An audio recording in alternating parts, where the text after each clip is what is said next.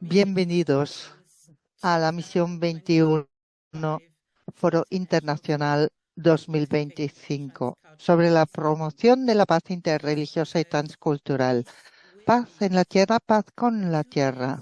Un programa de 2 días, lleno de sentido y significado, con contribuciones fundamentales de expertos y ponentes comprometidos de todo el mundo. Dado que estamos en un círculo internacional con más de 290 personas que se han juntado de todas las partes del mundo, de 54 países, pues quisiera dar las gracias a los intérpretes, Alice Street, Sandra Miller y Stephanie Domar. Si necesitáis interpretación del inglés al español o al revés, por favor, utiliza el globo terráqueo y selecciona el idioma o el CC para subtítulo. Mi compañera Nora lo explicará de nuevo en un momento, pero primero quisiera presentarme. Soy Amele Ekwe. Soy directora del Departamento de Educación, Intercambio e Investigación y miembro del equipo de gestión de Misión 21. Y estoy tan contenta de estar rodeada de mis colegas de toda la organización, de todos los departamentos y todas las sedes del mundo donde Misión 21 está presente. Juntos queremos dar las gracias a todos nuestros colegas, sobre todo al Comité Directivo Internacional que nos ha acompañado en la preparación de este foro, a los compañeros del equipo organizador, Cristian, Nora, Alexandra, Sara, Mónica, Manuel, Joana y evidentemente también a nuestros colegas del Departamento de Relaciones Internacionales y Marketing y Comunicación. Sin todas estas personas tan maravillosas, no estaríamos hoy aquí. Los veréis a lo largo de las sesiones del foro o como moderadores o haciendo una introducción o ayudando a sesiones individuales de breako. En África se dice, si quieres avanzar rápido, ve solo, pero si quieres llegar lejos, ve acompañado. Nosotros creemos que nuestro foro encarna esta puesta en práctica de este proverbio.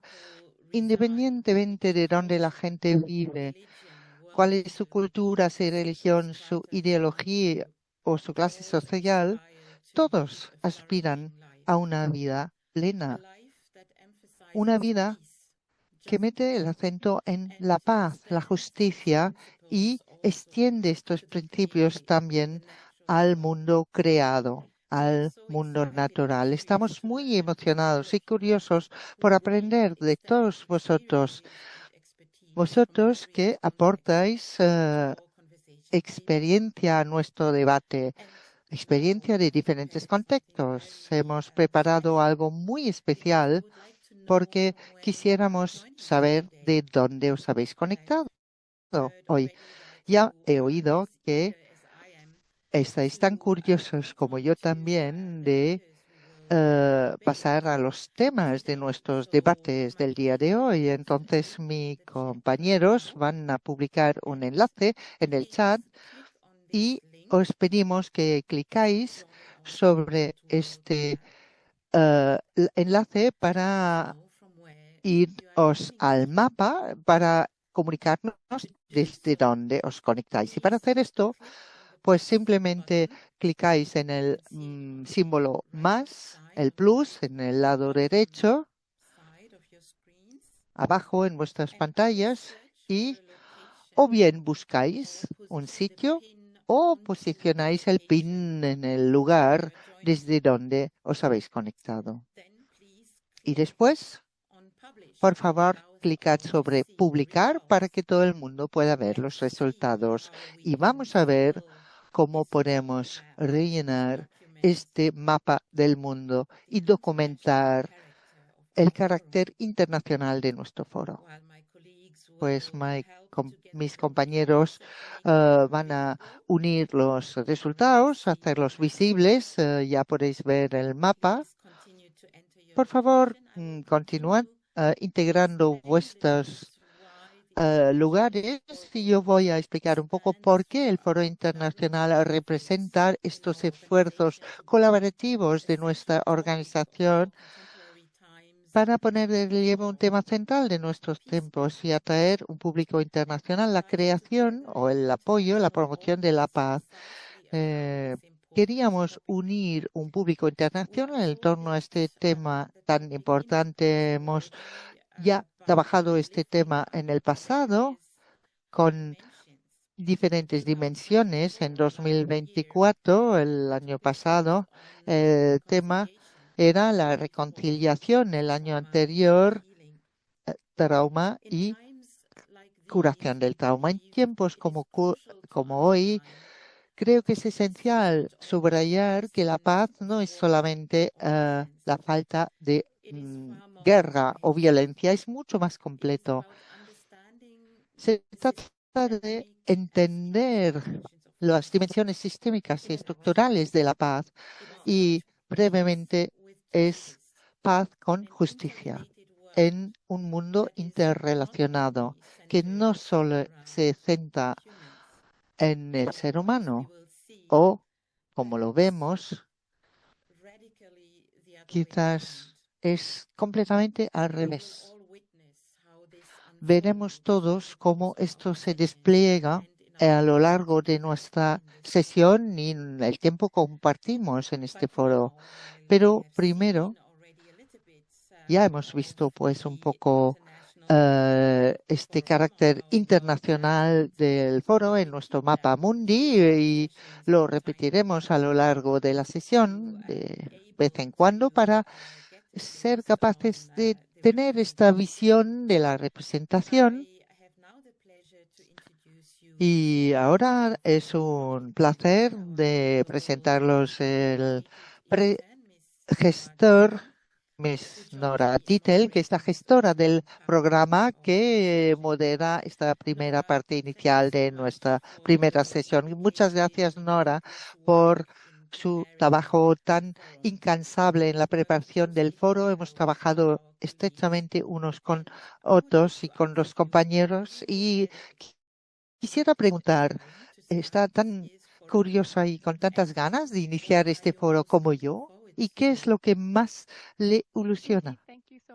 Pues muchas gracias, Emily. Sí que hace mucho que eh, he estado esperando con ansias el foro ya durante la reunión técnica de la semana pasada con muchos oradores. Muchos se han presentado, dieron una idea de su contribución y veía cómo se iluminaba esta luz de las experiencias compartidas. Fue un momento muy especial compartido con los oradores y todos tenemos esta historia común y el interés común por el tema de nuestro foro. Muchas gracias, eh, Nora. Esto me toca mucho y comparto este sentimiento y creo que es el valor de nuestro foro. Unimos perspectivas de diferentes culturas y religiones y podemos ver el tema que se vislumbra a través de los conocimientos de las diferentes comunidades de todo el mundo. Pero antes de empezar, ah, podría compartir lo que tendríamos que tener en cuenta para tener respetar las partes más importantes prácticas. Gracias, Amelie. Hemos reunido la información más importante aquí, pues que veis aquí en pantalla, en el chatbox, tendréis también un enlace para un contacto. Queremos subrayar que el foro no habla solo de la paz, intentamos vivir la paz. Y son los principios de respeto y diálogo, de la escucha activa dentro de este acuerdo que tenemos entre todos nosotros. Eh, Podéis activar la interpretación en directo, clicad sobre el globo, elegís interpretación y elegís español o inglés según vuestra preferencia. también hay la opción de ver los subtítulos o en inglés, que es la lengua hablada, para tener una mejor comprensión, pero podéis también hacerlos traducir en vuestro idioma. Podéis activar los subtítulos clicando en el icono CCI abajo en la pantalla. Si no veis los símbolos, clicáis sobre el símbolo plus de adición o los tres puntos y entonces se mostrarán los símbolos escondidos y podéis elegir el idioma en el que se debe mostrar los subtítulos. No son perfectos porque es una inteligencia artificial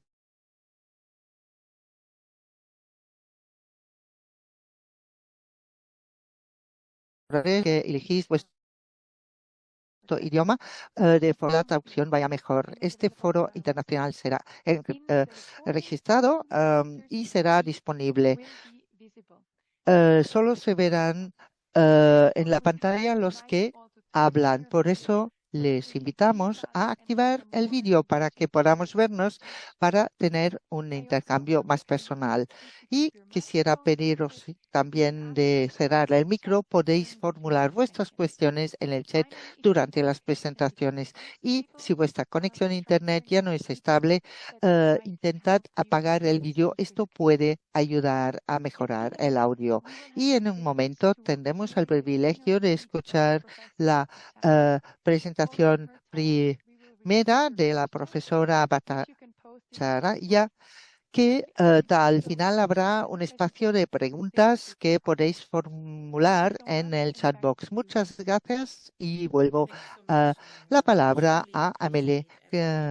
Gracias, Amelie. Muchas gracias por toda vuestra contribución para que esto sea un diálogo pacífico y ayúdenme ahora a dar la bienvenida a la profesora Debjani Bhattacharya, de origen india, con una carrera académica en diferentes posiciones en todo el mundo, en instituciones de Estados Unidos también, que hoy está desde la Universidad de Zúrich en Suiza, donde tiene, pues, donde es profesora de historia de antropoceno, es decir, el estudio de esta era donde el ser humano es la fuerza principal de cambio en el mundo.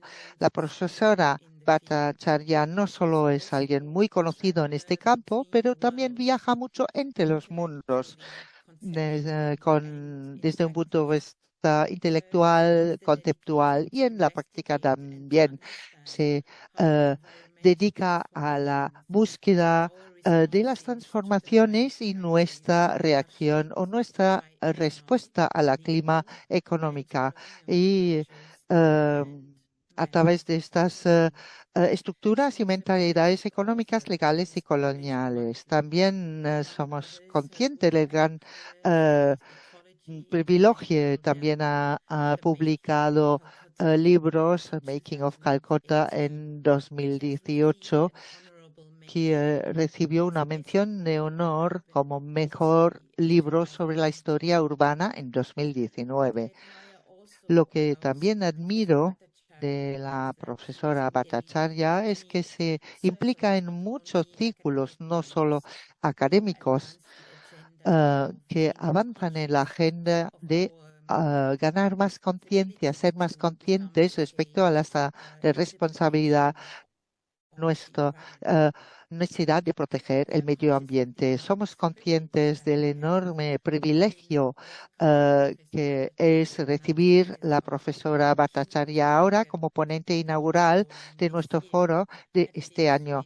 Y ahora es con gran alegría y gratitud que le invito a tomar la palabra. La palabra es suya, profesora Bhattacharya. Muchas gracias por invitarme. Gracias por esta invitación de Basel Mission, por mi presentación. Voy a compartir mi pantalla. ¿Sí? ¿Lo tenéis? ¿Veis mi pantalla? Okay, very good. Thank you. Bien, sí, gracias. Eso está bien, ¿verdad? Pues veis también la presentación sí, la presentación. O sea, solo la presentación, la primera página. Vale, pues cambio. Dejadme un momento, perdonad. ¿Mejor? Es perfecto. Muchas gracias. Pues que muchas gracias por invitarme a pronunciar el discurso de apertura. Es realmente raro que como profesora tenga un público tan grande y como historiadora que se ocupa de la crisis climática, me he preguntado qué podría decir hoy para animarnos a reflexionar juntos sobre cuestiones de la paz y la justicia. Y he apreciado que Amelie Ecue nos dice que la paz es una condición estructural, es una lección importante.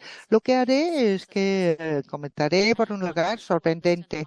Quiero entender cómo hemos llegado hasta aquí. Empezaré por el carbono, porque carbón es no solo un gas, es como un portal que nos permite adentrarnos en el pasado y diagnosticar la crisis del presente. En 1774, John Sumner, de la Compañía Británica de las Indias Orientales, descubrió carbón en Rangoon, al este de India, donde yo he nacido y he crecido. Esto cambiará la historia del Imperio Británico, de la India y también los sistemas energéticos mundiales. Las vetas no solo eran enormes y ricas en energía, sino que la mano de obra también era la más barata del mundo, aunque hay indicios que ya en el siglo XIII se extraían pequeñas cantidades de carbón en Europa. En China, el descubrimiento de estos yacimientos de carbón y mano de obra barata cambió radicalmente el sistema económico y energético del mundo. La historia del carbono también está relacionada con el carbón y el CO2. El dióxido de carbono entró poco a poco en la conciencia de la ciencia. Fue identificado primero por Joseph Black en 1750, lo llamó aire sólido. Lo que Black no sabía entonces es que había descubierto un factor importante para el clima y el sistema político de la Tierra. Las emisiones de CO2 no solo son una medida de la salud del planeta, sino también un factor importante en la geopolítica actual. El carbón sigue impulsando estas emisiones de CO2 que tienen un efecto desestabilizador considerable en el planeta. Vivimos en una economía basada en el carbono. Cuando comenzó la revolución que os traigo, estos son eh, para mostraros cuál es la condición actual de los mineros del carbón. Estos son sus casas y creo que es importante demostrarlo. No me gusta demostrarlo, pero quiero que entendáis la condición de la gente que trabaja en el carbón. Cuando empezó esto, la revolución industrial marcó el inicio de la quema a gran escala de combustibles fósiles, carbón, petróleo y gas natural. Fueron los motores de crecimiento, impulsaron todo, ferrocarriles hasta fábricas y redes eléctricas. Les permitió transportar mercancías más rápidamente, lo que por un lado conectó los enormes territorios coloniales de Asia, África y Australia con la mar patria europea y por el otro las enormes plantaciones esclavistas de América del Norte. Cada vez se utiliza más tierra para monocultivo, con el fin de satisfacer la demanda mundial de fibras y cultivos comerciales. Estas materias primas se transportaban rápidamente por todo el mundo a las fábricas y los productos acabaron llegando a los mercados a una velocidad nunca visto antes. Sin embargo, lo que no se sabía es que, o quizás no se tenía en cuenta, es que estos procesos liberaban cantidades sin precedentes de la CO2 en la atmósfera. Sin embargo, en el 1859, el otro científico, Black John Tyndall, comenzó a investigar los diferentes gases que absorben el calor. El aire sólido, que ahora se denominaba CO2, era uno de los gases que podían capturar la radiación y calentaba la Tierra, y era un precursor de lo que hoy conocemos como efecto invernadero. El investigador sueco Svante Arrhenius desarrolló esta idea en 1896. Esto no era una eh, más bien como el beneficio de una tierra que sería más cálida. Pero sentó las bases para comprender cómo las emisiones podían alterar el sistema planetario. Los investigadores demostraron que el CO2 seguía siendo objeto de curiosidad científica importante, pero no urgente. Esto cambiaría en el siglo XX. A mediados del siglo XX, cada vez más científicos comenzaron a darse cuenta. Las mediciones de en el observatorio Charles David Killing en el observatorio midió en el observatorio de Mauna Loa de Hawái en 1958 y esto proporcionó la primera prueba que los niveles de CO2 en la atmósfera aumentaban año tras año. La curva de Killing se convirtió en un símbolo de la ciencia climática y mostraba la tendencia a la alta. Esto ya no era teoría, pero incluso con las pruebas seguía considerándose el CO2 más bien un problema medioambiental que emergencia planetaria. La industria estaba en auge, consumismo se extendía, combustibles fósiles era sinónimo de progreso, modernidad, fortaleza y como sabemos por el trabajo de historiadores, el sector energético de Estados Unidos presionó a los políticos para evitar que se tomaran medidas.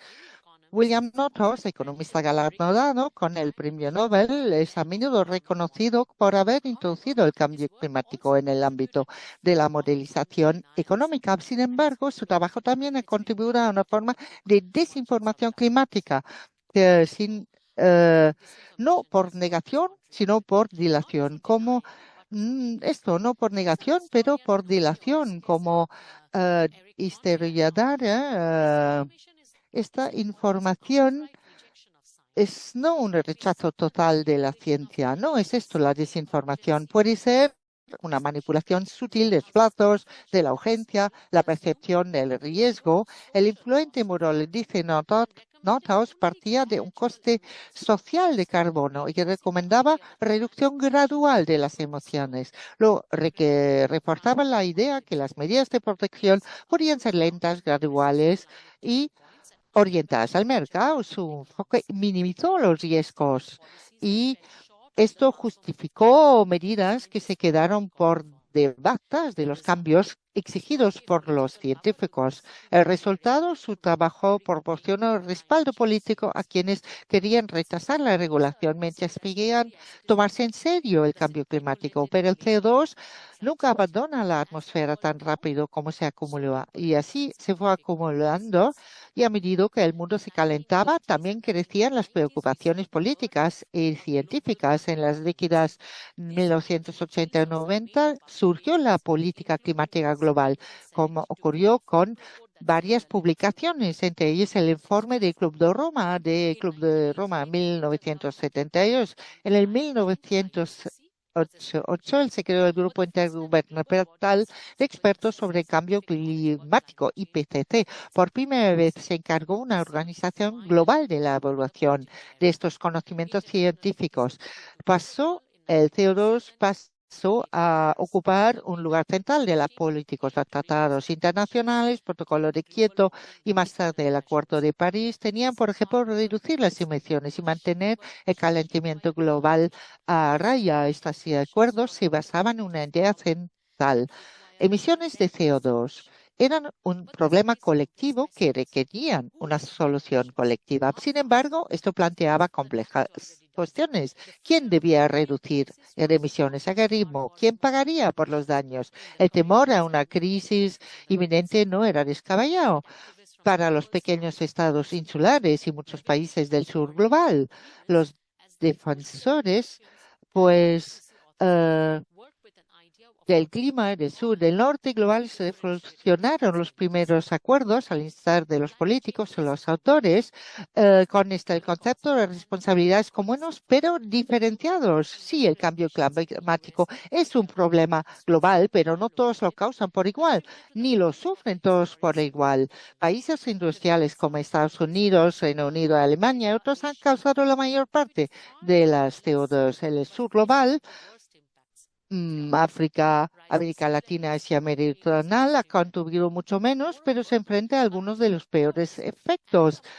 Y de hecho, en la actualidad, las personas más pobres y marginadas del mundo anteriormente colonizados son los que menos emisiones han generado, son los más afectados por el cambio climático. Sus hogares están arrasados, sus campos se ven infértiles y sus economías locales se están derrumbando.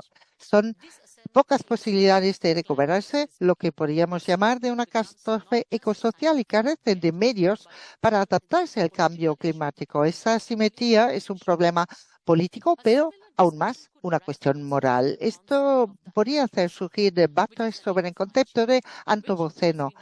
Como yo lo trabajo, también es el nombre de mi cátedra y como sabemos, cobró importancia a principios de la década 2000. El trabajo del grupo de trabajo sobre antropoceno a resumir en las dinámicas políticas y científicas en una metáfora geológica. El ser humano sería entonces una fuerza geológica, como un volcán, un movimiento tectónico, y el CO2 es la prueba más importante de este cambio, pero no son todos los seres humanos que han influido por igual en el antropoceno, no es la humanidad abstracta. Han sido patrones de desarrollo industrial, expansión colonial y crecimiento capitalista. Desde un punto de vista, el antropoceno no es una época natural marcado por el ser humano, es un modo de vida condicionado por combustibles fósiles. Surgió en Inglaterra, en el Imperio Británico, y se extendió por las plataformas de petrolíferas. Texas, Arabia Saudí, está entrelazado con la expansión global de la cultura de consumo, la militarización y la desigualdad económica. El CO2 se convirtió en subproducto del progreso, pero también en una huella del poder geopolítico. Los países que alcanzaron riqueza y el dominio gracias a estos combustibles dejan una deuda y ahora esta deuda vence a Permítame concluir con este colonialismo. La historia del antropoceno es una historia del colonialismo del CO2. El colonialismo del CO2 es una historia en curso y nosotros estamos en medio de ella. Se refiere a la forma en la que los países y las empresas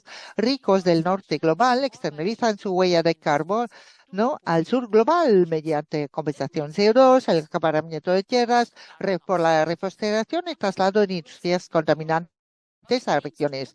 Explicarles cómo funciona, quiero. En primer lugar, la compensación de carbono. Una empresa de Estados Unidos o Europa afirma ser climáticamente neutra, no por reducir sus emisiones, pero invirtiendo en plantaciones de árboles o proyectos de energía renovables en países como Kenia o Indonesia. Sobre el papel parece ecológico, pero en realidad esto cree eh, desiertos verdes a partir de plantaciones de monocultivo que carecen de biodiversidad. En segundo lugar, fuga de carbono. Las leyes medioambientales más estrictas en Europa norteamericana obligan industrias contaminantes a ir a otros países.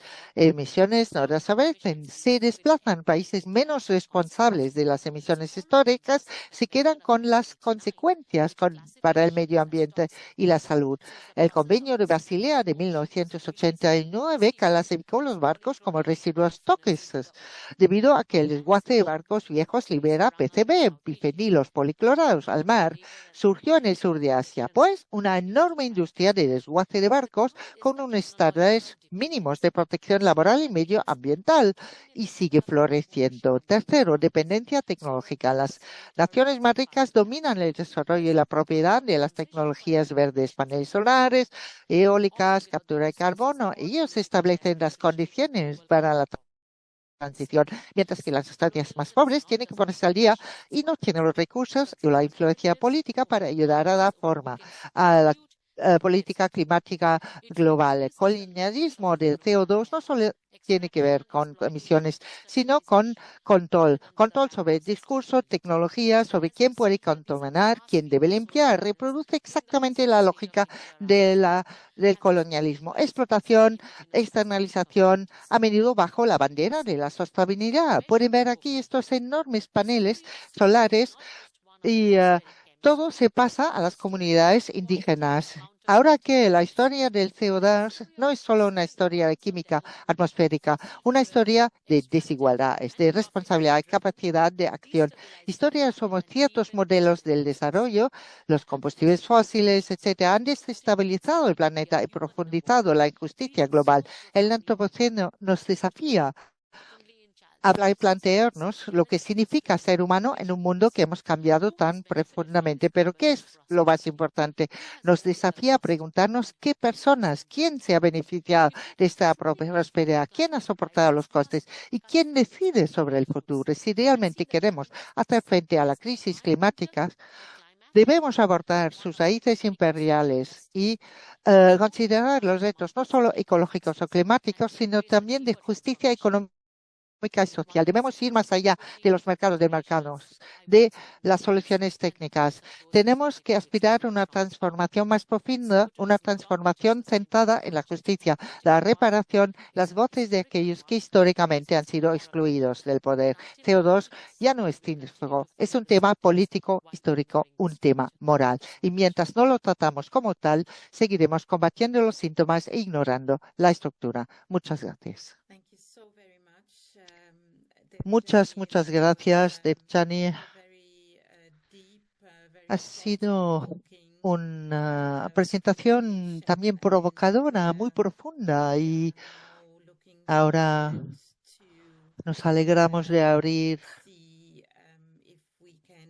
una ronda a ver si podemos intercambiar con el público acerca de lo que nos ha presentado.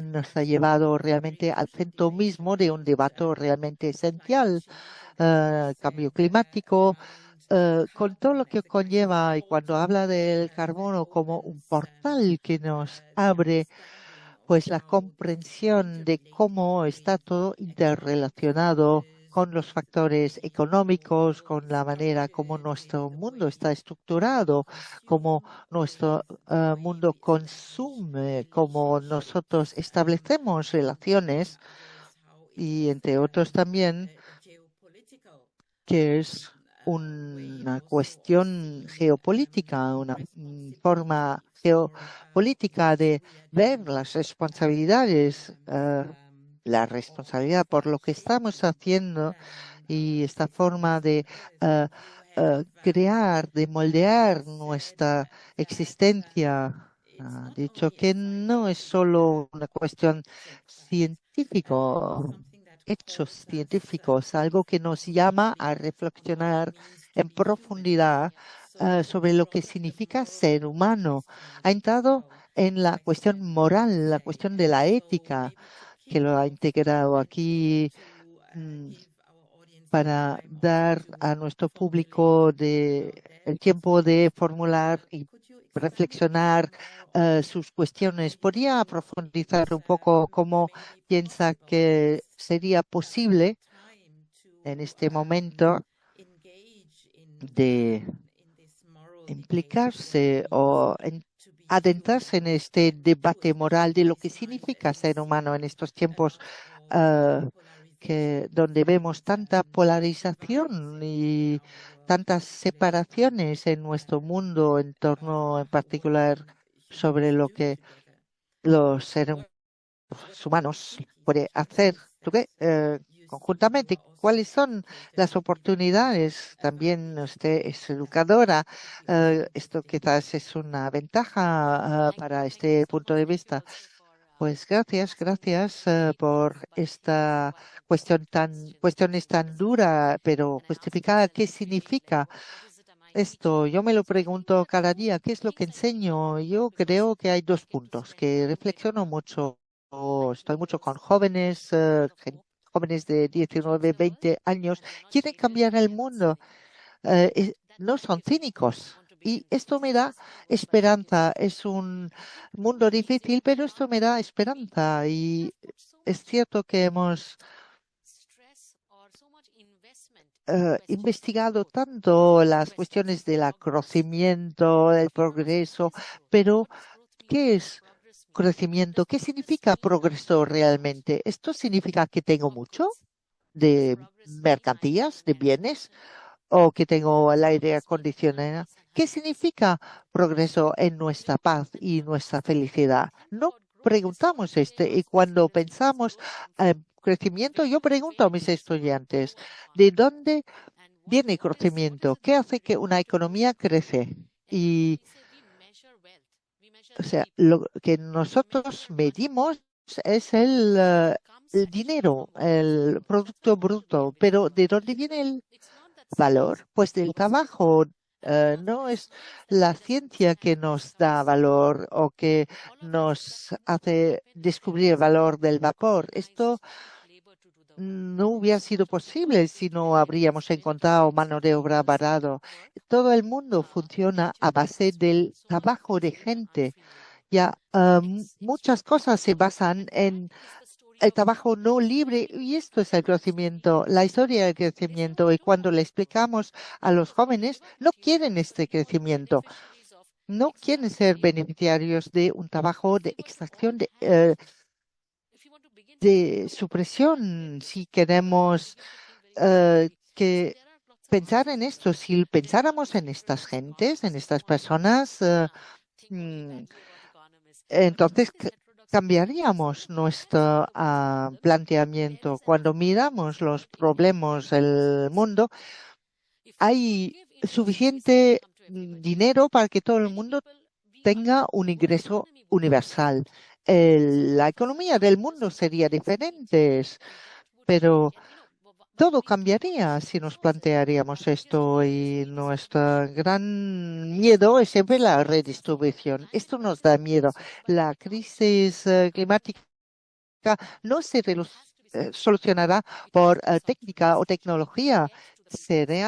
La única solución será la redistribución. Tenemos una deuda con esta gente que trabaja en las minas de carbono, la gente que trabaja para que nosotros tengamos valor. Y esto es la solución de las cosas. Solo ahí puede haber solución. Muchas gracias por estas respuestas. Yo creo también que la distribución de de las riquezas tendría que tener en cuenta el trabajo de la gente y teniendo en cuenta estos aspectos cambiarían las cosas. Muchas gracias. Paso la palabra a Nora para ver si hay cuestiones del público y os dejo sin la traducción. Pues muchas gracias, profesora Debjani Bhattacharyya. Ha sido increíble traer estos aspectos a este intercambio global. Todo el mundo es libre de formular sus cuestiones en el chat o levantar la mano si quieren formular sus cuestiones en persona. Oh. We have one question from Mr. John Saint-Amour. I don't know if you want to ask your question yourself or whether I should read it out loud. Help me read it aloud. Of course, thank you. What do you think about mindset change for young people about climate and growth? That's a very good question. There are two things. Young people have multiple desires, I would say, right? And these desires are so much framed by what we as a society give them. So I have taught in the United States where my students had to pay a huge amount of money to study. And how do you change desire? How do you change value system when I know that they're going to go out with a $200,000 debt that they'll have to pay for the first 20 years of their working lives? They have to go out and work in a growth industry. Here, I am lucky that my students don't pay a huge amount of fee. So they want to understand, they are much more critical. So in some ways, I think one way is like education should be free so that young people can think. But there's another question also over here. If a young person wants growth because they have a huge financial debt, I don't know how we can even ask them to say, yeah, you must live in poverty to not be in a growth industry. But the other way is also, young people are actually thinking a lot. We are not listening to them, I think. We have to also what I call upstream learning. Learning should not come just from me as a professor sitting above downstream, but learning should come also from bottom up. We have to learn from the young people because they have ideas. Because they are worried about the world we will leave them behind. They will have far less rights than we have. They will have far less clean air than we have enjoyed. They'll have far less clean water. So we should be learning from them what we need to do to leave behind a slightly more healed, better world, I think. So much for your answer. We have many more questions in the chat. We have someone with the name Fundación Machaca Amautasdir. I'm not sure how to pronounce the name. I'm very sorry. Would this person like to ask a question personally? No, it's okay. Please go ahead. Yes. Okay. I felt like you've put in a lot of reflection in your question. Yes. Yeah. Thank you. Then I'm happy to read it for you. Professor Bhattacharya, in the face of the climate crisis, it leaves us with a deeply relevant reminder of the responsibility we bear as adults to protect, guide, and support the new generations. This call to awareness urges us to act with greater commitment, sensitivity, and consistency, not only in the digital or social spheres, but also in the active defense of the environment and climate justice. What is your opinion on how current global events, such as armed conflicts, the prioritization of military spending, migration flows, and economic crises, often driven by governments of countries like the United States and those in Europe, are impacting the quality of life and well-being in our common home? Yeah. And what are the effects of these dynamics on Latin American countries? Yes.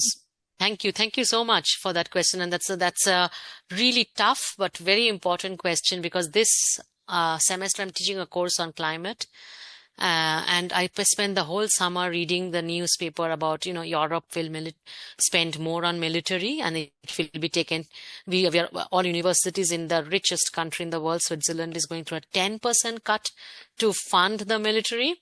And so, I've been thinking a lot. Look, United States have been waging 100-year battle against Latin America because it had a different aspiration for a world. Like, I think of, Patrice Lumumba, who imagined a different world.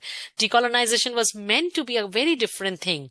It was not meant to recreate a Western power structure. He was killed by the CIA. So, I say, and we cannot forget, Rosa Luxemburg in 1917 had told us, militarization is also simply just taking away the workers' pay through taxes to basically support the defense industry. So for me, this militarization question it's a very, very bleak question, because I don't know, yesterday we all read that Trump has sanctioned the military industry to start using the Wall Street to fund it. And we also read the news yesterday that Harvard, whose wealth is bigger than Bolivia, Ecuador, Peru, and Venezuela put together. That these 4 countries' GDP put together, Harvard is 3 times richer than that GDP, decided to cut 80% of its humanities training. So it is a very bleak space to think about. There are answers. It's just that how do we are at this moment, I think, where the people with money have taken over the people who are basically in the decision-making power, and that makes it really, really difficult to get out of it in some ways. But I think when I speak to my students, I know they're completely against militarization. They want their student fees are going to go up here. They're fighting against that, because that means they'll have to work harder to get a college degree. There are answers. We can spend the money instead of militarization on climate adaptation, mitigation. And then the last thing I want to say over here is we haven't even counted the emissions of the wars in Gaza, in Ukraine, and we don't even know what that emission is. Thank you very much. Yeah. Thank you very much for this interesting answer. We have a lot of very good and important questions in the chat. We have one question from a member of our steering committee, Fatimatu. Would you like to ask your question yourself, or should I do it? You can ask, please. Okay, thank you. Fatimatu was asking, how can we use the religious resources to promote environmental sustainability? That's a tough question for me. That's a tough question. But see, within religion teaches us certain kind of not just harmony is wrong, but empathy with creatures, right? Not just empathy with fellow human being, but empathy with creatures. And that is really, really important. How do we not just share the planet with other humans from all races? That is something we have to talk about, because we are still not good at sharing the planet's resources with every country, every other races. But how do we share it with the creatures? Like, we now know from science that fungal life sustains human life. We know that every kind of the smallest insect is necessary for us to survive. But how do we take that into an equal plane? And I think their religious empathy is an important tool of understanding. I don't know if I answered that question well.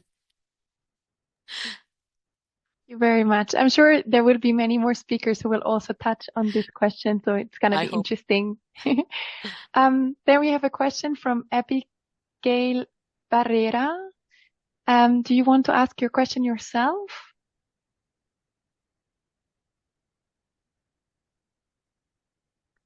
The question, I think, is also another tough one. It's what would be the proposal for the distribution of wealth? That's a tough one. I cannot give the answer, but I can tell you the answer. A lot of, they call themselves decolonizing economics. They are economists from Latin America, from Africa, from Asia, East Asia, South Asia. And they have actually done the calculation and said there are two things. One is we have to cancel the debt, sovereign debt that, African, Asian and Latin American countries owe since the Bretton Woods. So all the IMF debts have to be cancelled, because those debts that the countries are paying back, they are basically paying back interest over the last 70, 80 years. That could go to mitigation, adaptation work. That doesn't need to go back to the northern countries or IMF for that matter. The other is universal basic income, because the world has enough money to make sure the world has enough money, enough water, enough food for make sure all of us can eat, live well. So those answers are there, I think. And they have also said these are not going to be difficult issues. It's the people in the decision-making positions will perhaps not allow that. Thank you very much. We have another member of our steering committee, Yakubu. Please go ahead.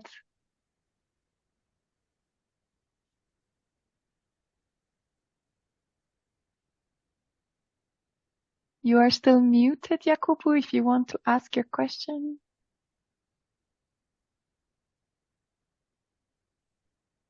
I've tried to unmute myself. Yes. Perfect. All right. Yeah. Thank you very much for this enlightening lecture.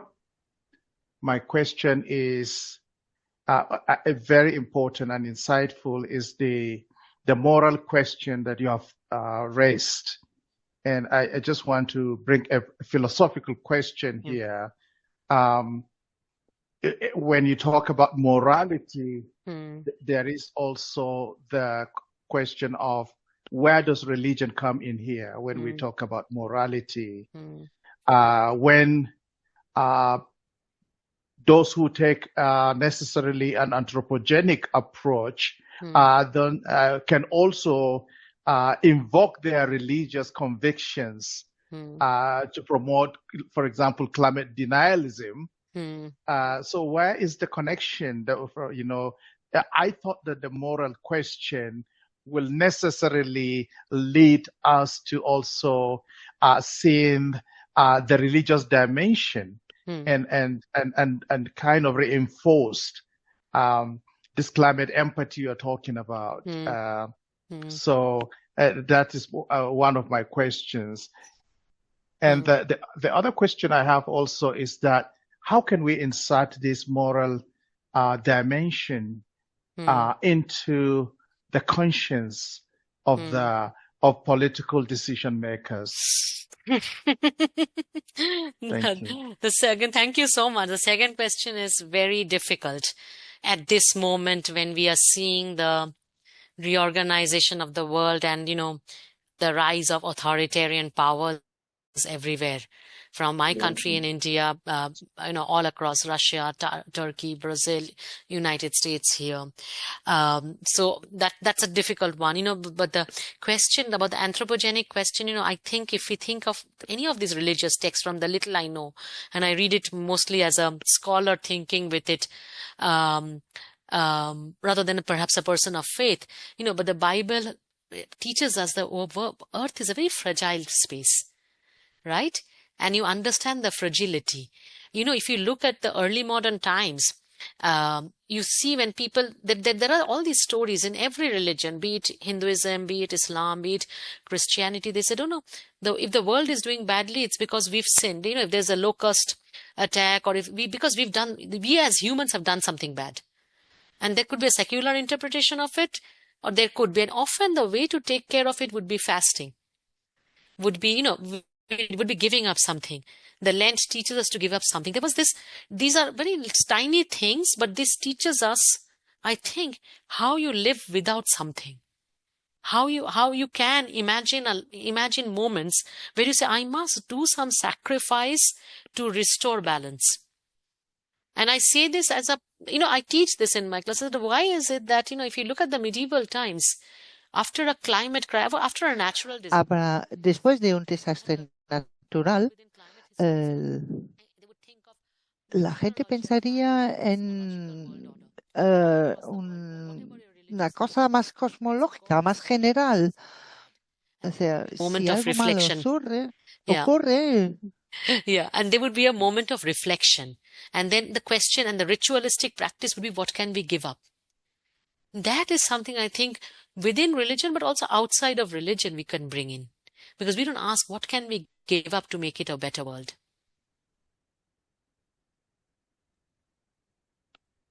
Thank you very much, Jacopo, for your question, and Professor Bhattacharya for the answer. Agata Karlic, would you like to ask your question directly? Yes, thank you. I would like to know your thoughts on the effects that the widespread usage of the AI technology could have on the environment. Are there already some studies about the extent of the effect? Yes, there is. AI consumes enormous amount of water, right? And we know that today, so let's take, for instance, the region I come from, India, China, and Pakistan. We are fighting over what's known as the third pole, the Tibetan plateau, where we have the last vestige of the fresh water of the world, right? So, and a lot of political scientists say, the next war will be not about oil, but about water. And next frontier that we want to. And one of the things that AI consumes is enormous amount of water. AI needs huge amounts of, land to have their farms, right? Have their computer farms and their cables. Where will this land come from? Yeah. And my big fear is, what is AI going to do to us as human beings when we stop thinking? AI will prevent us from thinking. And the moment we stop thinking, democracy starts dying.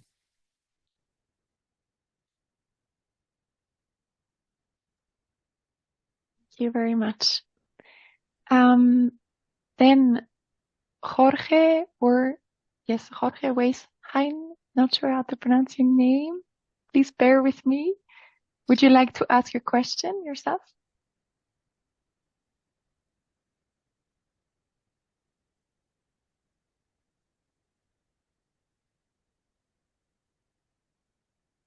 Then I can read it.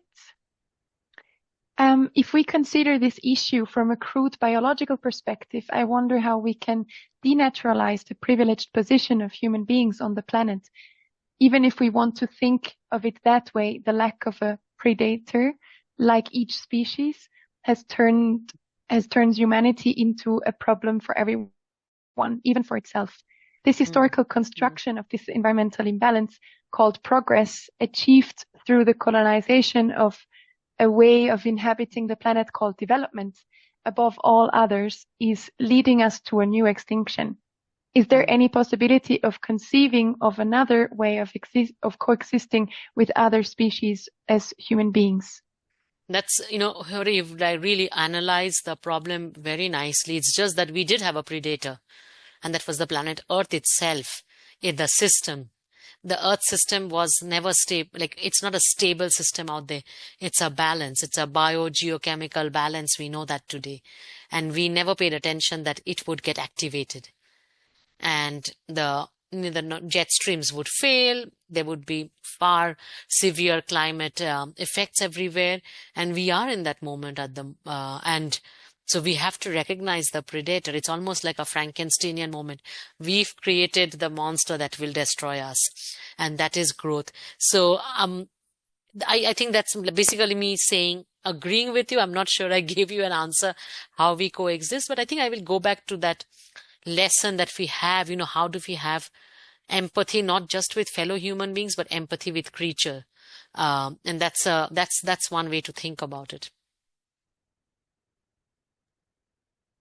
So much, Professor Bhattacharya. It was extremely insightful to have you speak on all these different questions that enlight very important aspects of this topic. Since it's almost 4:00, at least in Switzerland, I would like to give the word back to Amélie. Thank you. Thank you so much. Also from my side, Nora, and of course, Professor Bhattacharya, you have seen that there are so many follow-up questions that may be asked, and we hope that we can continue the exchange throughout our following sessions. So thank you very much again.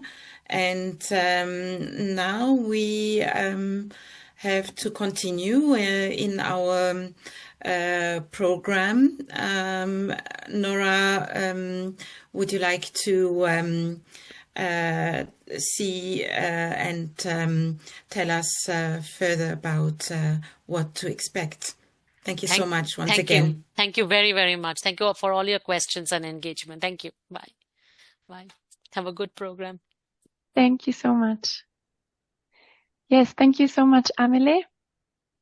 We will now have a 10 or even 13 minutes break and continue at 4:10 in Switzerland. And we will have a very interesting second part of the first session with 3 fascinating speakers. We will have a short interview panel where you can get to know the different perspectives of our 3 speakers. And then you can choose which one of these speeches you want to listen to, and you are going to join one of the 3 breakout rooms. You can see the 3 speakers now on the slide. Thank you all so much, and I wish you a good, refreshing break, and happy to see you back in about 10 minutes. Welcome back, everyone, to the second part of this first session of the International Forum 2025 on the topic of peace, justice, and the environment through religious and cultural lenses. I hope you had a refreshing short break. I want to repeat once more that you can activate the live interpretation by clicking on the globe icon labeled Interpretation at the bottom of your Zoom screen, and then selecting English or Spanish depending on your preference. Additionally, there is the option to see subtitles, either in the spoken language or also translated into your own language. You can activate them by clicking on the CC icon on your control bar at the bottom of your screen. You can now see the instructions on the slides. If you do not see one of these symbols, please click on the More button with 3 dots, and then you will find the hidden settings. You can then choose which language you'd like the subtitles to appear in. I also want to mention that only the speeches will be translated with an interpreter. During the Q&A session, we kindly ask you to use the translated subtitles. In this second part, we will hear from 3 inspiring voices who will share their perspectives on spirituality, peace building, and environmental action from different parts of the world. We will conduct a flashlight interview panel where each speaker will be introduced and asked 1 or 2 questions by one of my colleagues for about 5 minutes. This interview panel will allow you to choose which of these 3 following breakout rooms you want to visit to hear more from one of these 3 speakers. Christian, maybe you can share the slides with the 3 speakers so that we have an overview. Thank you so much. And then I will start by giving the floor to my colleague Alexandra, who will introduce Neddy. Thank you so much.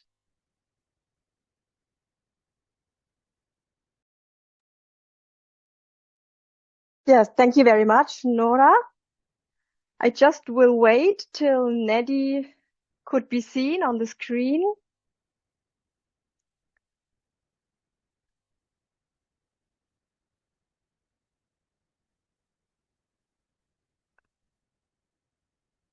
So I think we have seen the slide. Christian, would you please show us Neddy so that I can present her? Just start to speak. I Okay. can't see her yet, but I will spotlight. Yes, but I see now Neddy. Hello and welcome, Neddy. I'm really pleased that you are joining today.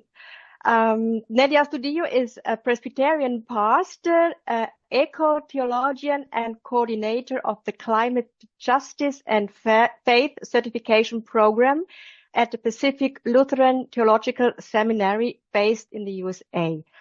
Originally from Venezuela, she has long advanced environmental justice and eco-theology across the Americas.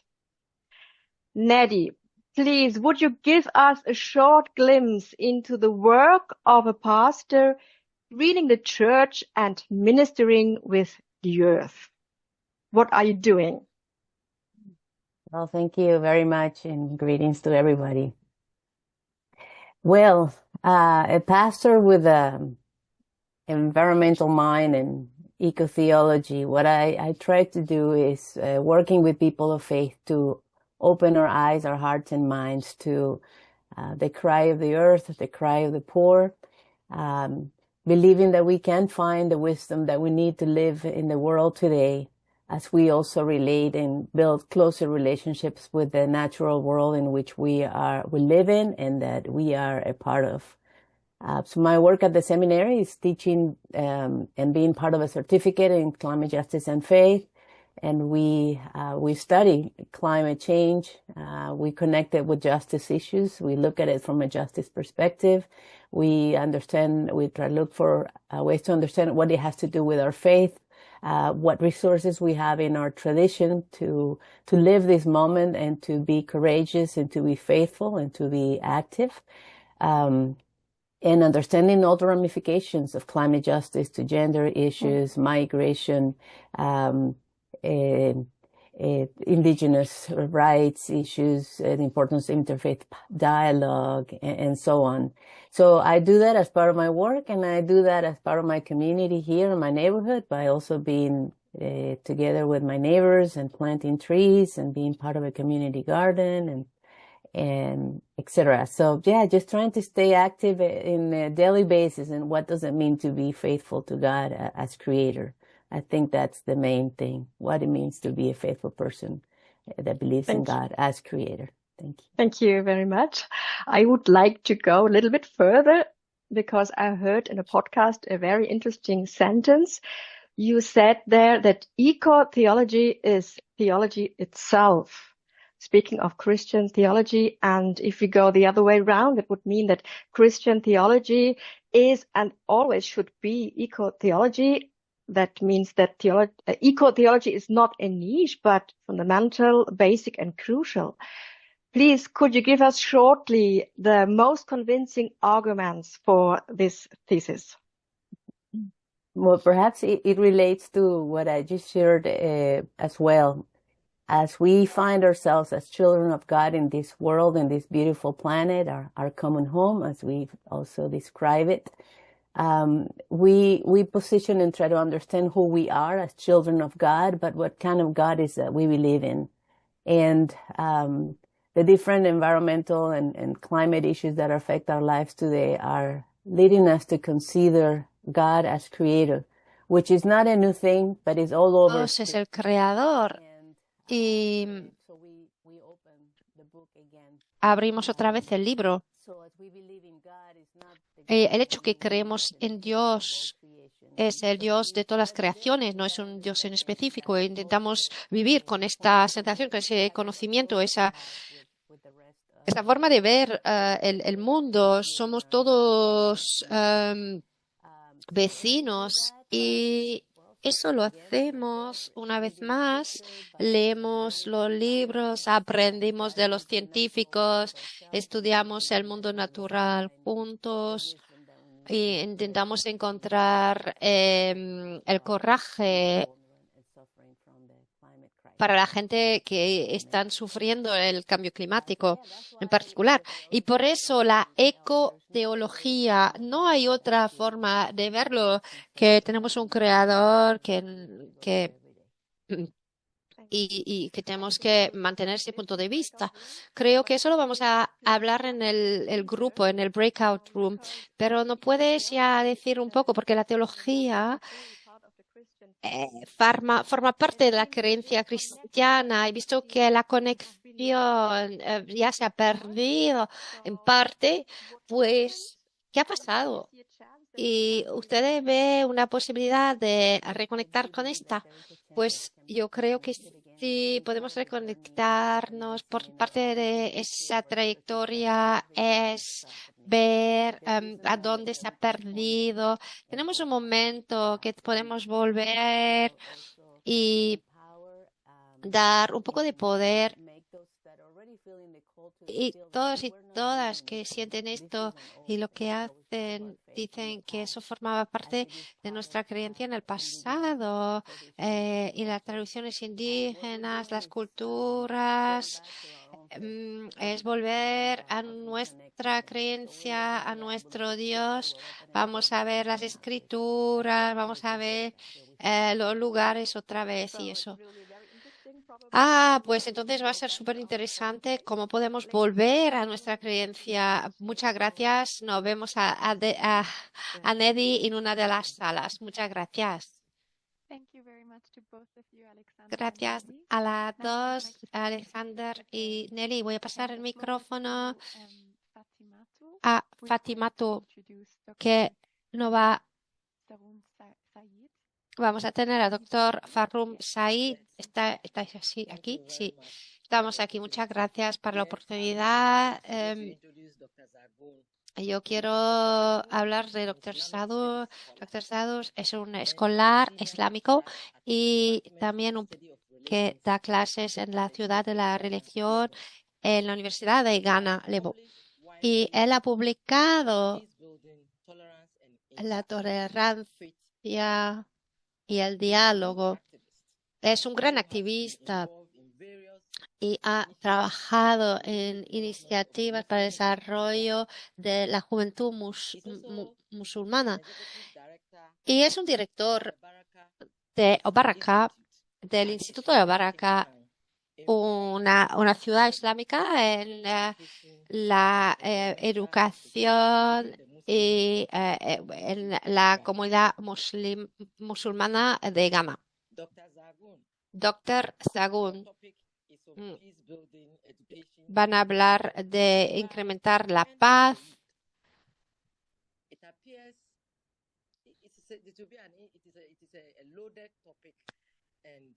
Es un tema muy importante y creo que podemos hablar de eso como profesor, como activista, como promover este punto de vista holístico.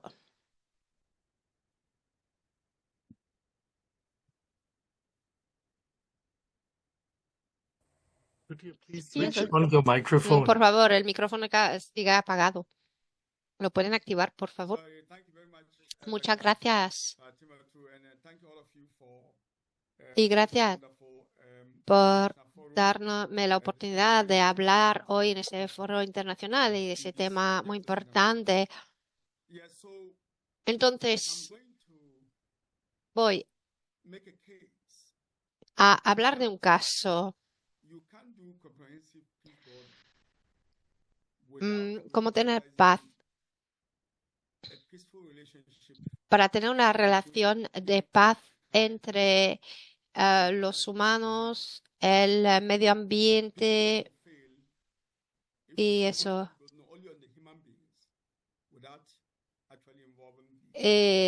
Con toda la humanidad. Y quiero también decir que no pueden tener paz sin tener la juventud, especialmente la juventud de donde yo provengo, de África. Decimos que hacemos esto para la nueva generación. No podemos vivir sin la nueva generación.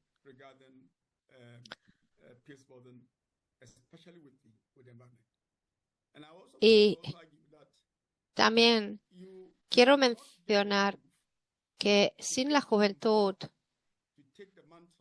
no podemos, porque necesitamos la juventud para promover la paz en el mundo y hacer su parte, trabajar y para esto la idea para la paz en el mundo. Tenemos que proteger el medio ambiente. Muy bien. Entonces, como profesor de eso, ¿cómo su actividad ha reflejado estos valores?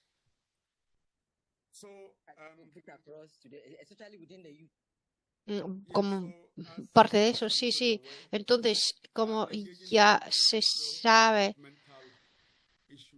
tenemos también una creencia, una mentalidad en la comunidad musulmana y la juventud en Ghana. Tenemos que tener la juventud para el futuro. Saben que en África tenemos un dicho que no pueden decir que van a hacer algo contra una cosa si no tienen la creencia. Eso. Entonces, hace mucho tiempo tenemos que empoderar la juventud para encontrar soluciones a los problemas, especialmente en la comunidad de Ghana. Mis cursos, cuando yo hablo de paz, yo quiero integrar la juventud en sectores distintos para que hablen de su agenda y para resolver los problemas del medio ambiente. Entonces, estoy involucrado en muchos de estos temas que van hacia el futuro. Muchas gracias y creo que en la sesión siguiente vamos a tener más información sobre cómo relacionar a nosotros, promover la paz en nuestro medio ambiente. Muchas gracias. Gracias a los dos para darnos una idea de esto. Ahora voy a pasar la palabra a mi colega Sara, que va a introducir Jenne y Pieter. Sí, buenos días, buenas tardes. Gracias por darme la oportunidad de hablar. El primer presentador es Pieter. Cristian, ¿la puedes buscar para que la podamos ver aquí en la pantalla? Pieter, muchas gracias. Entonces, Jessica Pieter es la ministeria de la Iglesia Protestante en Indonesia y es un teólogo en la Universidad de Indonesia. Ella también es un miembro de la Comisión de Evangelismo de las iglesias y su trabajo está activo en la teología, ecología y advocacia en el centro de Maluku, Indonesia, especialmente en el norte. Buenas tardes y Pieter, estamos súper contentos de tenerle aquí. Jenne, me gustaría empezar directamente con la información que nos vas a dar después de este panel, y durante esta sesión va a hablar de los sistemas SAS y Pelecadón, y quiero preguntarle de darnos un punto de vista en portugués de este sistema y elaborar de cómo se pueden adaptar, resistir las presiones externas con las estructuras. Nicola Chickelbaum dice que el reto con la globalización local y los cambios climáticos. Muchas gracias. Gracias, Sara. Gracias a la misión 21 para este trabajo muy interesante. Voy a compartir esto con los pilares prácticos sobre SAS y Pilabandones. Todo el sistema SAS forma parte de la justicia ecológica y como ética fragmentada con las comunidades para practicar la utilización y restringirse durante la distribución sostenible para la generación futura. Así que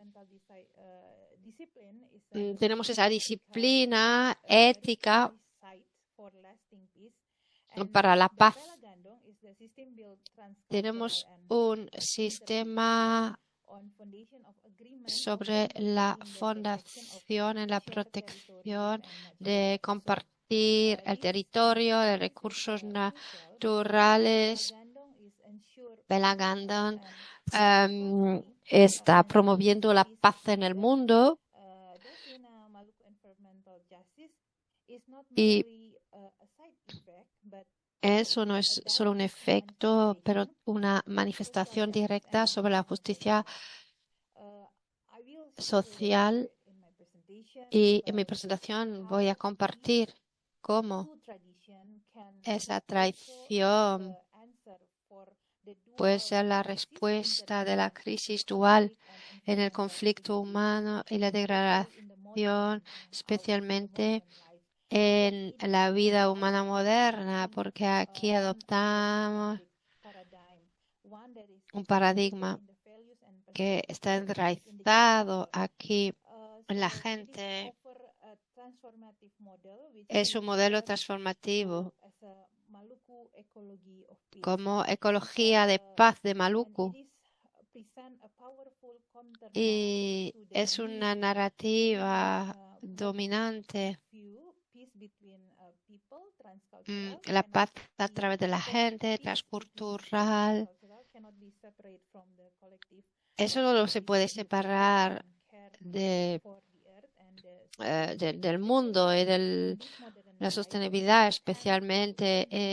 Aquí tenemos que pensar en la gente, en los humanos, que siempre está enraizado en el ego de la vida moderna. Muchas gracias. Sí, yo creo que eso refleja muy bien el título del foro de hoy. Y tenemos una buena continuación de lo que hemos escuchado ya, con un enfoque sobre Maluku y la ecología de la paz, el concepto que también pone énfasis en la espiritualidad. En la segunda pregunta que quería preguntar sobre esto es la colectiva puede ser trasplantada en la teología, en cuáles de las religiones. ¿Nos pueden dar un poco de ideas sobre esto? Claro, estas dos tradiciones con la unidad y este modelo de durabilidad está en la función de las unidades, especialmente en Indonesia. Tenemos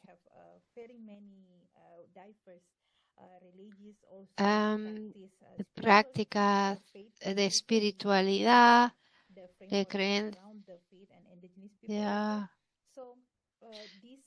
Entonces, es decir, que este modelo holístico es de intentar compartir cómo este modelo de paz en el mundo es universal con las religiones y la raza sin los ecosistemas, porque no podemos tener paz sin esto. Tenemos que adaptarnos para el balance ecológico y la paz transcultural. Y aquí tenemos que ver el concepto de la ecología que se adapta con este concepto de ecología y de paz. Estos principios pueden integrarse en toda la religión y por todo está practicado el Maloco, comprado de la perspectiva cristiana, pero también de la perspectiva musulmana. Y aquí tenemos que ver el concepto de asceticisms y también de no comer, de hacer ayuno, y el ayuno de una parte, por ejemplo, en Islam, con la ética, sino es que tenemos una protección inframental y también Oana Mendy, que quiere la moderación también en la religión cristiana. Aquí en la religión cristiana tenemos la espiritualidad que rechaza el consumismo. En ese contexto cultural también se puede adaptar en el contexto, como por ejemplo en el Sahara, en África, el concepto, no sé, en Latinoamérica también es esa adaptación de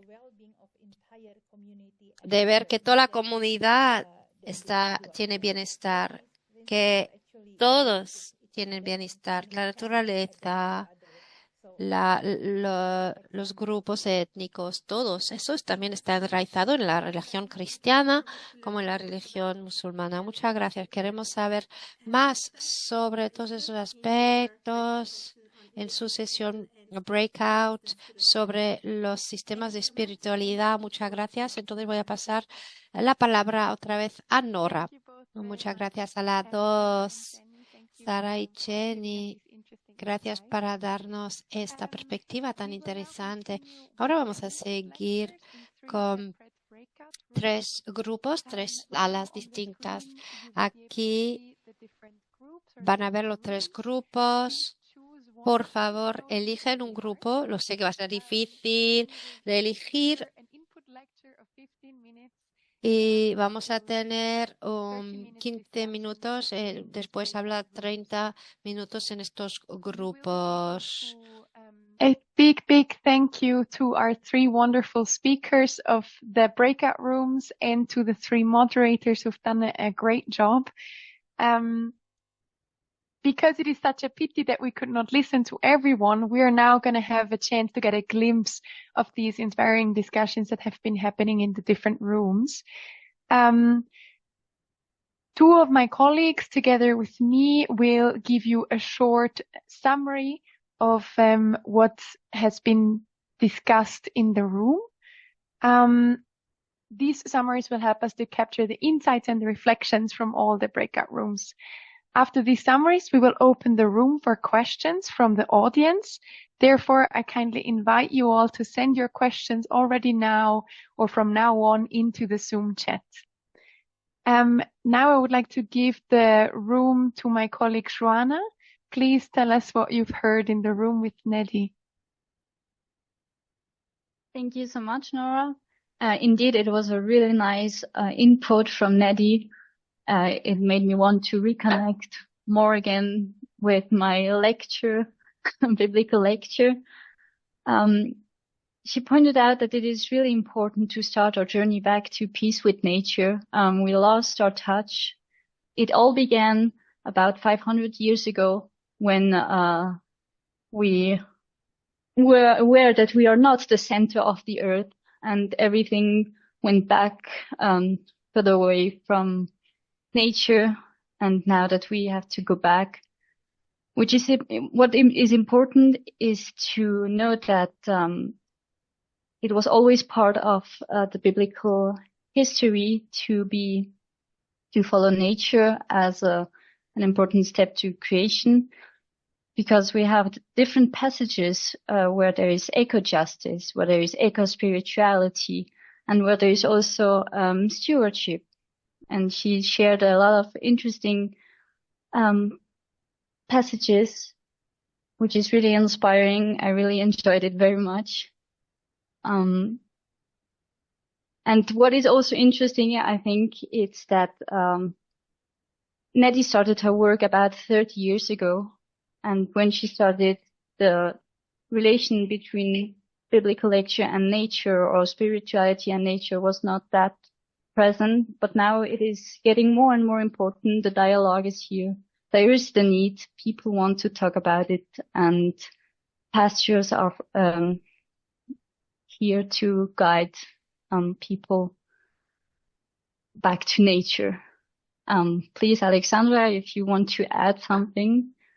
But I want to say again, thank you from my part. It was really nice. Thank you so much. Thank you very much, Haruna. I'm really thankful that we get this small glimpse into the wisdom that Neddy has been sharing. I myself have joined the second room with Dr. Zagoon-Sayeed, and it was indeed very inspiring as well. I'm going to quickly try to summarize it. It's very difficult. Dr. Zagoon has explained to us that generally we cannot separate peace building from environmental protection.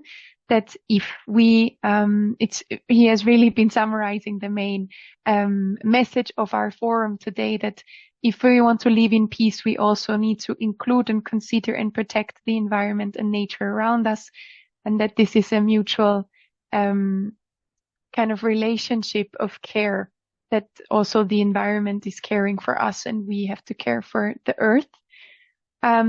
As he is a lecturer in Islamic studies, he has also been teaching us about different passages of the Quran saying or calling people to protect the earth and nature. And in his view, this is very clear that peace in Islam means peace with the earth as well.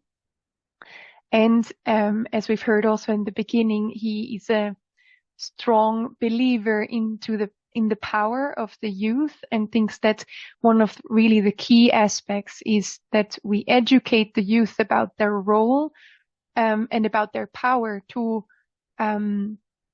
participate and also to lead the protection of the environment. He also thinks that it's important for us to empower the youth, to give them to listen to their voices and to let them lead these different initiatives. We've had a very engaging discussions, and I wish I could mention the different participants who've asked incredibly important questions. I want to thank everyone once more, and now I want to hand over the word to Amelie, who has been listening to the conversation in room number 3. Thank you very much, Nora. Indeed, it was, again, in our group, a very engaged discussion based on the wonderful contribution of Reverend Jenne Pieter. Jenne, please accept my personal word of gratitude to you for sharing with us. It's so great to see you again, at least virtually, in this context. I'm looking forward to connecting with you again very soon. Now, Jenne took us onto the Maluku Islands and explained how in this context there is a specific worldview which is based on an integrated human-nature relationship. And Jenne explained that this is indeed very central to the collective identity in Maluku, so that we can see that the land, the sea, the mountains, the humans, all are interrelated, and you cannot live on the land without reflecting on your being, and vice versa.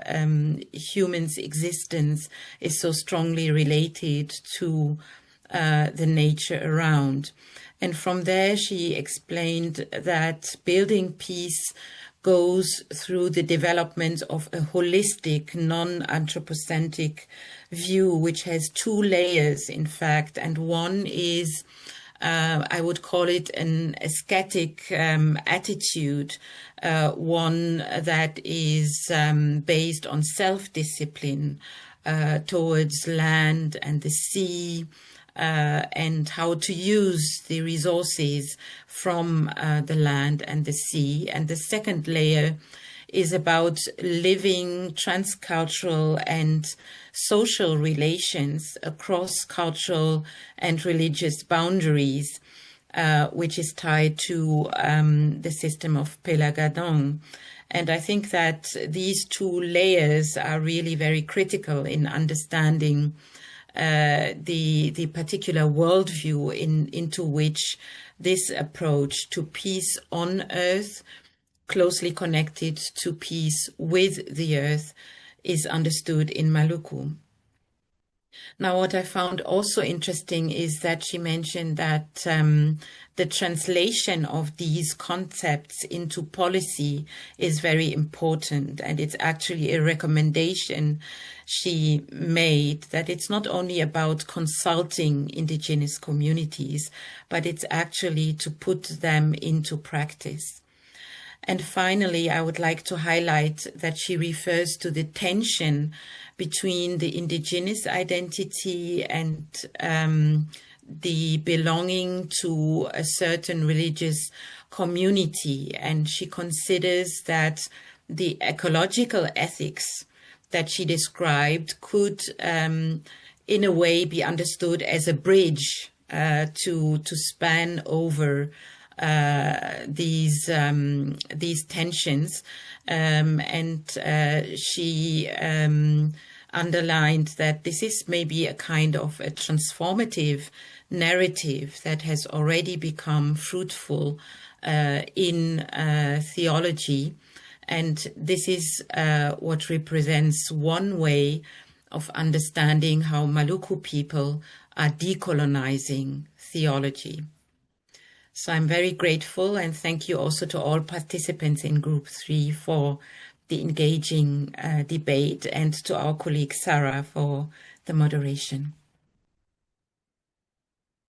Thank you so much, Amelie. And again, a huge thank you to our 3 wonderful speakers, to the moderators, and to my 3 colleagues who've just been reporting.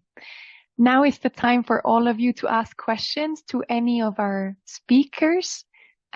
We encourage you to post your questions into the chat or raise your hand. You're also more than welcome to ask your question personally. Alexandra, my colleague, will support me in trying to identify your questions. We have a first question from Jorge Weisheim. From all these exchanges, I have one question.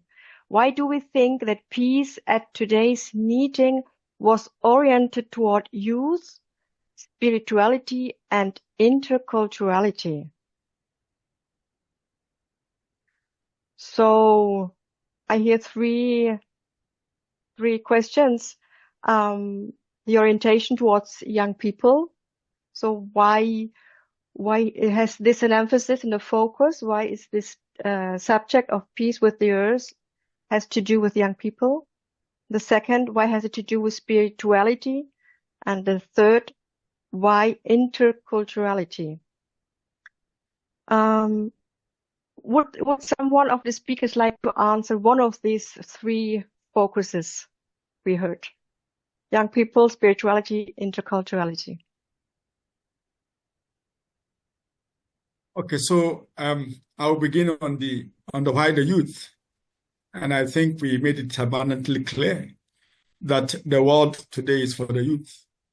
And I say that we always say the youth are the future leaders of our planet, and yet we leave them behind. We don't take them to the future. And that is one of the reasons why we are facing what we are facing with the environment today.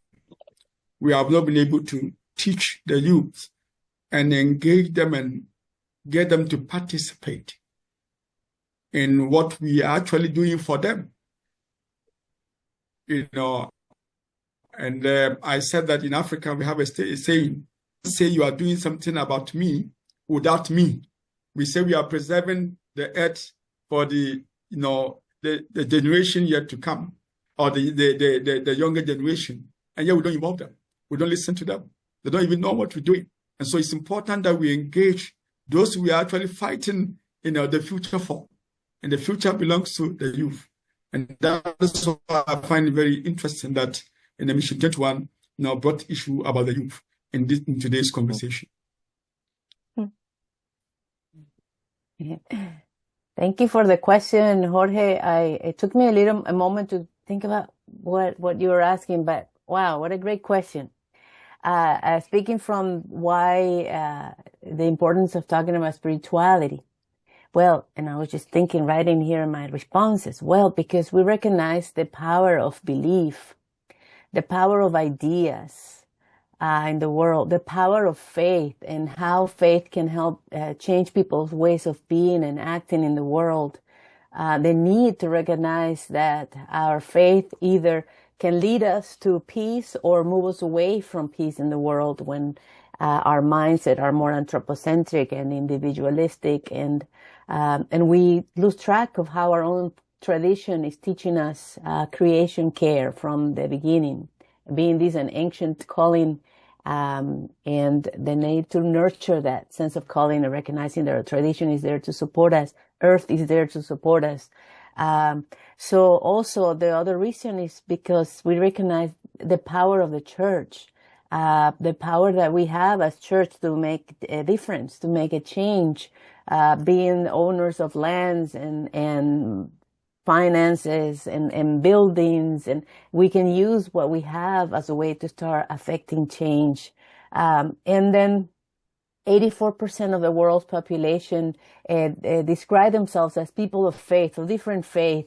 If that 84% of the people worldwide would connect their faith with issues of earth care, issues of peace with earth, there would be power behind that. We could affect the change that the world needs today to stop climate change and many other issues that are affecting our world, environmental way of speaking. So that's one good reason as to why talk about spirituality when we're talking about peace on earth and peace with earth.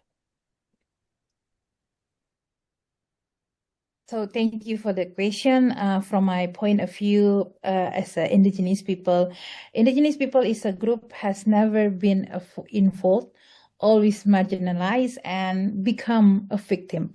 But also the group that is most persistent, fighting with climate change, adapting. We resist. We persist.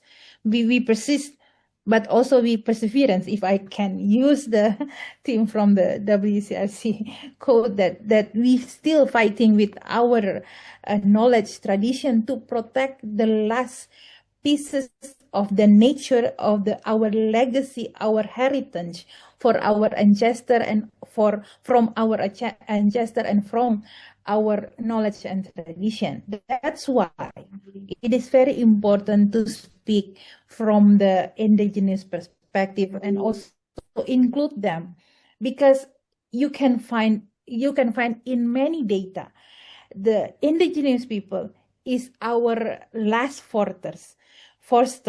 It is our last guardians that always and always forever protecting nature, because they're connected with the nature. It is very embedded in their identity. They cannot deny that.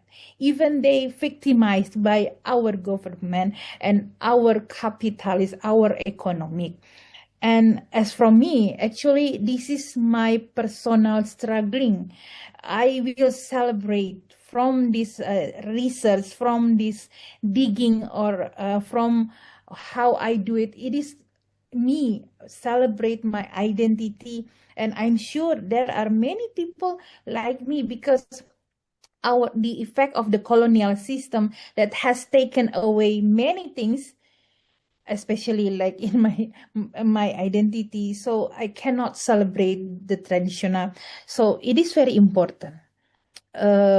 We cannot always denying the contribution the indigenous people has done to us. This is them. Why it is very important. We standing in the ground that it is embedded and it is linked and connect with the indigenous people. We still live and we still live in this because indigenous people, they always give the best of their life. So this is why I quote, it is very important to put them in front, not just marginalized and not just as a victim. Thank you. Thank you very much. And to discover perhaps that spirituality is something we share in the religions and in the indigenous wisdoms. So thank you very much for this discussion. Nora, do you have spotted another question, or shall I continue? Please go ahead if you want to. Okay.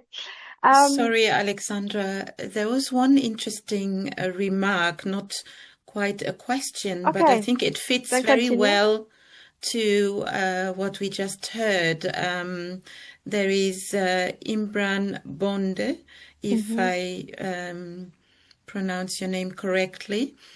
Maybe you want to speak at this moment, if you'd like, or shall I read? Oh, thank you. Thank you for the opportunity. First of all, I just want to appreciate for Jenne. Thank you for your beautiful presentations. What I'm gonna say, what I'm gonna propose is sometimes we, especially for me, like now, I'm now living in Jakarta. Sometimes when I went to to some places, I found that many of us recognize the body of knowledge for indigenous communities just for local wisdom. So some people, they're gonna say, okay, this is local wisdom, but I'm trying to propose the idea why we are not employing the world of body of knowledge, because they have their body of knowledge instead of local wisdom. So for me, we also need epistemical justice. So the idea that we are talking in universities, the ideas that we are talking in the space of privileged people are the same with our brother and sister who are living in, or identified as indigenous communities. So if we don't win this battle, I think like scholars, because sometimes scholars also are political, they're gonna use their knowledge just to perpetuate the idea of, colonializations. So thank you very much. Thank you. Oh yes, thank you, Imran Bonde. He called me with the traditional way, Usi. Also, Usi is a sister. So thank you, brother. So yes, I agree with you, because we always approach with the modern concept. Sometimes we see knowledge of indigenous people as an object. We don't, and sometimes we politicize around the indigenous knowledge to our own agenda. And sometimes we not dishonest with our approach. We only romanticizes the theology, indigenous knowledge with the great frame, but in the same time we don't neglect it with their suffering. For me, when we doing our really true and subject, put it the indigenous people as a subject to hear them, how they epistemology and also their approach, their knowledge, we also doing the restorative justice for them, because we don't put it them as an object. We put it them as a subject who teaching us, not as an object of our research, but let them teaching us. I'm very agree with you. So it is a call of, for me, it is called to action now. Put it them to teach us. Try to listen them. And when we listen them and we build their understanding and knowledge, we learn from them, let them speak to us, let them teach to us, and let them lead the action, so we can put them in front of our role to teach us to protect the nature. In that ways, we give them a restorative justice. We really respect. That's from my point of view. Thank you. So I agree with you, actually. Perhaps I can continue with another question that is in the chat, that asks what we could do together, what structural and spiritual transformations are needed to be done in the face of market demands and unjust funding conditions. So what would you suggest? What can religious and spiritualities do together in the face of these issues?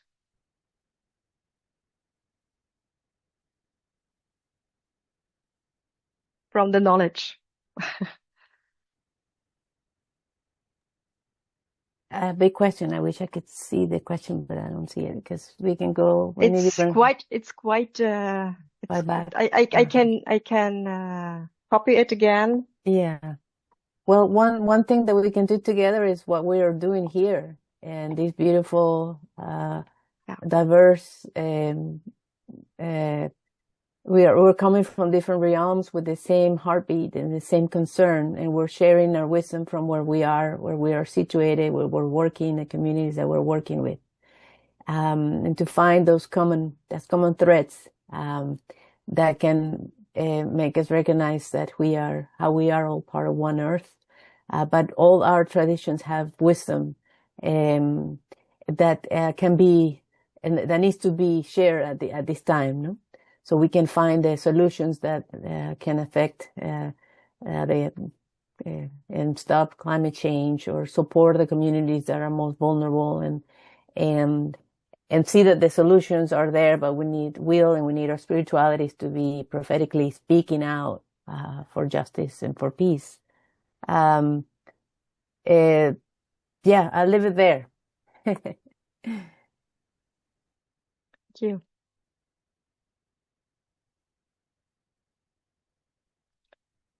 Would someone of you continue to this question, or shall we search another one? Perhaps. I can continue also. Okay. So, Please. yes, I will maybe add, because sometimes our market demand based on the short-term profits and also resource exploitation. So in my perspective and what I already share, so to counter this, all the traditional ritual from the indigenous people must be strengthened and legitimated. We have our ritual of sasi. It is not self-restraint, but maybe we can put it in the when we have facing the tourisms. Maybe we can put it also sasi concept in the setting commercial for the like fishing or maybe tourism zones. We make it's become jurisdiction expansions, not just when we put it in the ritual and traditional and very simple ways. And maybe we seeking for formal legal recognition from the government. So we can put it as all the indigenous tradition recognition from the government for, like in my context, for the ritual sasi and pelagandong. So we can emphasize it is not just about short-term profit or resource exploitation, but it is how the emphasize the ecological and spiritual values for all this tradition. Maybe that's from my side. Thank you. So I think I will give the floor back to you, Nora, because I see the time is running. Thank you. Thank you, Alexandra, and really a heartfelt thank you to our three wonderful speakers. This has been a really engaging and inspiring conversation. It's beautiful how you can all connect to each other. And I think it's really beautiful how you said it, Neddy, that we are all, that our heart, how did you say it? Can you repeat it? That our heart beats? Our hearts are beating with one beat. Yeah, we're all Thank you. Same heartbeat. Yes, I think this summarizes this session a lot. Thank you all, Haruna, Zagoon, Jenne, Pieter, and Neddy, Astudillo. Thank you to the audience for your wonderful and important questions of this first session. Thank you to my wonderful team, Amelie, Alexandra, Christian, Monica, Sarah, and Joanna, who are either supporting in the moderation or working in the background. And we are going to continue with the second session of this international forum in 15 minutes. But I think now it's important for all of us to take a quick break to be ready again for a second very fascinating session with 2 mini lectures and a panel discussion. So I encourage you all to stay locked in after our break. Also, a colleague is going to share an evaluation survey into the chat. We're going to share this after every session of the forum. So if you are intending to join other sessions, feel free to just fill it out at the very end. But we are very grateful for your feedback. So I'm looking forward to the second session and very grateful for these beautiful insights. Thank you all and have a good break. See you back in 15 minutes.